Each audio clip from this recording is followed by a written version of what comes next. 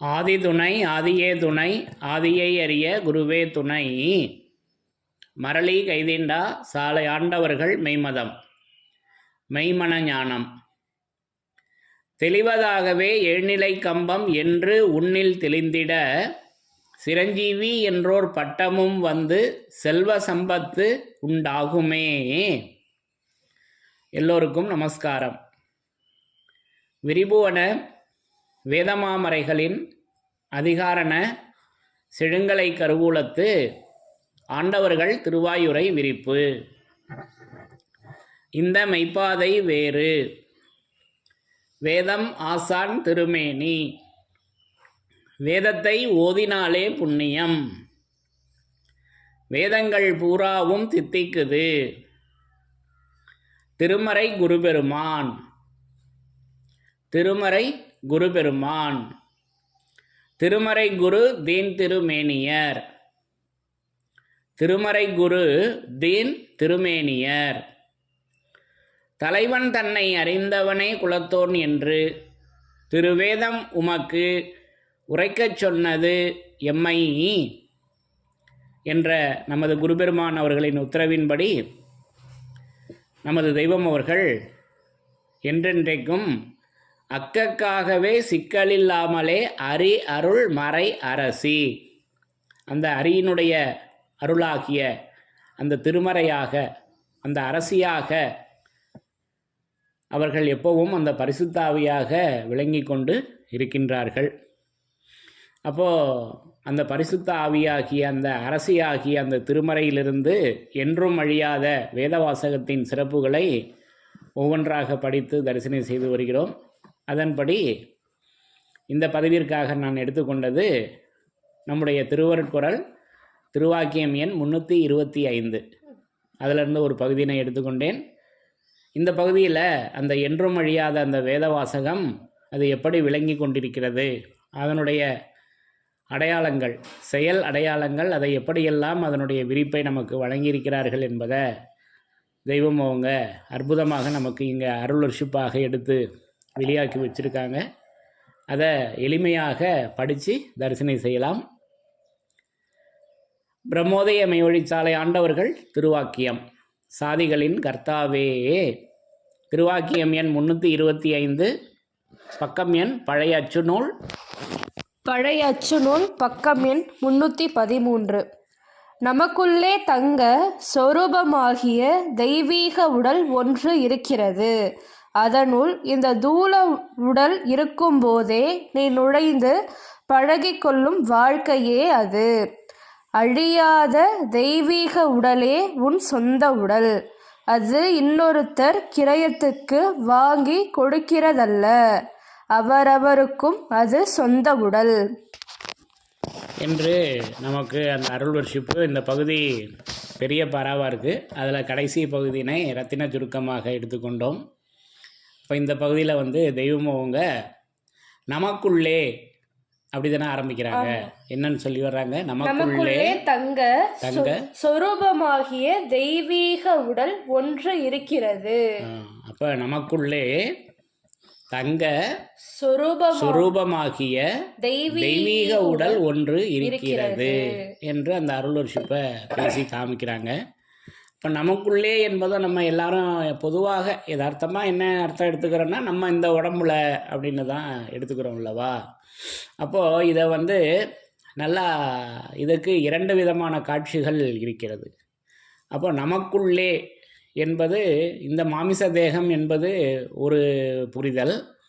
இன்னும் அந்த வாசகத்தில் நுழைந்து பார்க்குறப்ப அனந்தாதி தேவர்கள் மரளிகை திண்டா சாலை ஆண்டவர்கள் மெய்மதம் உதயமான திருநாளில் தெய்வம் அவர்களின் முன்னாடி ஒரு சத்திய பிரமாணம் எடுக்கிறாங்க.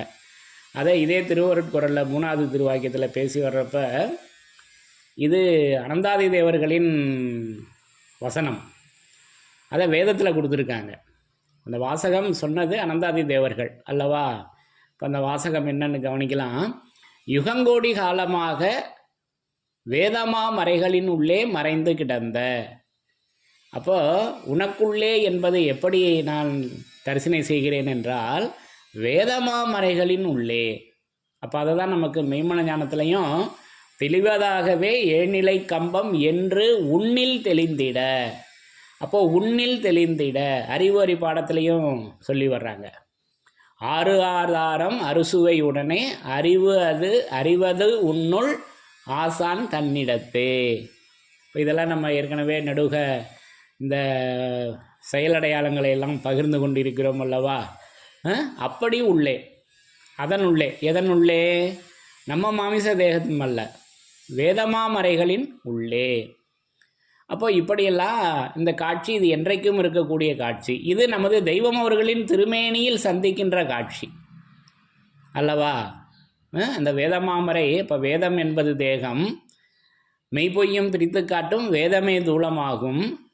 வேத போத நீத மந்திரங்கள், போதம் என்றால் அறிவு அல்லவா. அப்போ வேத போத நீத மந்திரங்கள் வேறு வேறனைத்தும் ஓருருவாகி உடம்பெடுத்து, அந்த உடம்பினுள், அதனுள்ளே, அந்த தூளத்தினுள்ளே, அந்த தேகத்தினுள்ளே நம்ம இப்போ சென்று அந்த தெய்வீக உடலை இப்படி நான் திருமறையாக நான் தரிசனை செய்கிறேன். இப்போ இதற்கு இன்னும் சாட்சிகள் நம்முடைய வேதமாமறையில் அதை மாயா உடம்பெடுத்து என்றெல்லாம் வளர்குழந்தை குமார பருவத்தில் கேள்வி எழுப்பி, மூலபண்டார பருவத்திலெல்லாம் அதற்கு எழில் சிந்தும் விடையினை பகிர்ந்து நமக்கு அதை வழங்கி வச்சுருக்காங்க அந்த அருளர்ஷிப்புகளை. இப்போ இதெல்லாம் நல்லா விளங்கிக்கணும். எந்த உடலை தெய்வம் அவங்க பேசி வர்றாங்க, நம்ம உடலை பேசி வர்றாங்களா, அவர்களுடைய அந்த தங்க திருமேனியை பேசி வருகிறார்களா என்பதை நல்லா விளங்கிக்கணும். சரியா?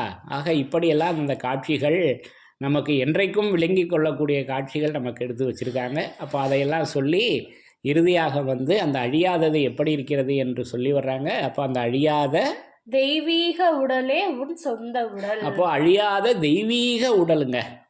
பாருங்க, அந்த உடலுக்கு பேர் தெய்வீக உடல். அப்போ என் உடம்புல தெய்வீகம் எங்கே இருக்குது? என்னுடைய பேச்சு பூரா, என்னுடைய செயல்பாடு பூரா, என்னுடைய இந்த உணவு வாழ்க்கையை குறித்து தான் இருக்குது. தெய்வீகத்தை பற்றி இருக்கா? இல்லையே. அப்போ அந்த தெய்வீகம், இப்போ இதை பற்றி தெய்வம் என்பது என்ன என்பதை பற்றி நம்ம வேதத்தின் சிறப்பில் பல விரிப்புகளை அதில் பகிர்ந்து கொண்டு கடைசியாக அந்த தெய்வம் எப்படி இருக்கிறது என்பதை நமக்கு இதே திருவருட்குறள் 321வது திருவாக்கியத்தில் வெளியாக்கி இருக்காங்கல்லவா. அதை என்ன அருள்வர்ஷிப்பு? பூமி உண்டான காலம் முதல் சந்திர சூரியால் முதன்முளை கண்ட காலவரம்பிலிருந்து இதை இவ்வாறு யாரும் பாகுபடுத்தி பேசவில்லை.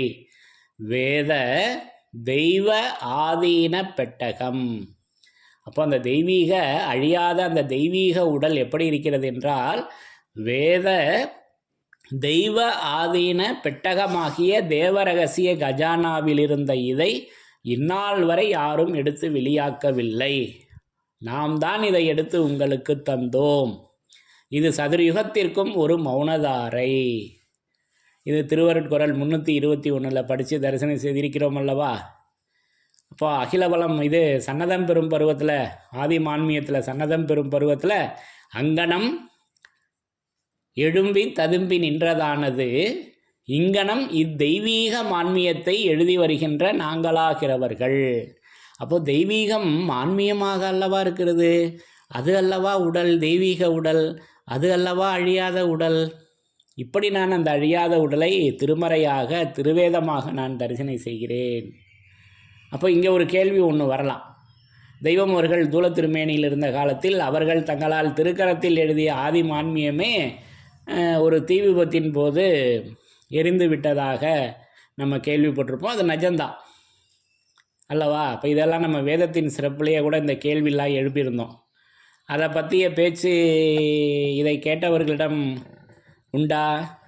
அப்போ தெய்வம் அவங்க நாமக்கல்லுக்கு எழுந்தருளியிருக்காங்க. அந்த நேரத்தில் இங்கே சாலையம்பதியில் அந்த தீ விபத்து நடக்குது. அதில் அவர்கள் தங்களுடைய திருக்கரத்தால் எழுதிய ஆதிமான்மியமே எரிந்து விட்டது.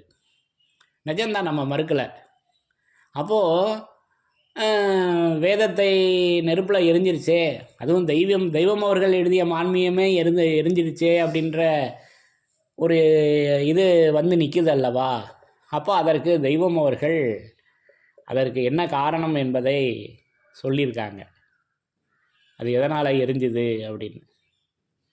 அதில் ஒரு அற்புதமான ரகசியத்தை வெளியாக்கி இருக்காங்க. அது விசாரிங்க அப்படின்னு நான் ஏற்கனவே கேட்டிருந்தேன். விசாரிச்சிங்களா அதை பற்றி? இப்போ இதெல்லாம் என்ன காரண காரியம்? அப்போ இதை நேரில் பகிர்ந்து கொள்ளலாம் அதற்கான காரணத்தை. அப்போது அந்த தெய்வீகம் ஆன்மீகமாக இருக்கிறது. அந்த தெய்வீகம் அது வேத தெய்வாதீன பெட்டகமாகி அந்த தேவரகசிய கஜானாவிலிருந்து அதை தெய்வம் அவர்கள் எடுத்து இப்படி அந்த தெய்வீக உடலை நமக்கு இப்படி அழியாததாக அதை நமக்கு வழங்கியிருக்கிறார்கள் என்பதை இப்படி நான் உணர்ந்து கொண்டேன், பேசி உணர்ந்து இருக்கிறேன் என்று கூறி, என்றும் அழியாத வேத வாசகத்தின் சிறப்புகள் தொடரும். தலைவன் தன்னை அறிந்தவனே குலத்தோன் என்று திருவேதம் உமக்கு உரைக்கச் சொன்னது எம்மை. என்றும் அழியாத வேத வாசகத்தின் சிறப்புகள் தொடரும். எல்லோருக்கும் நமஸ்காரம்.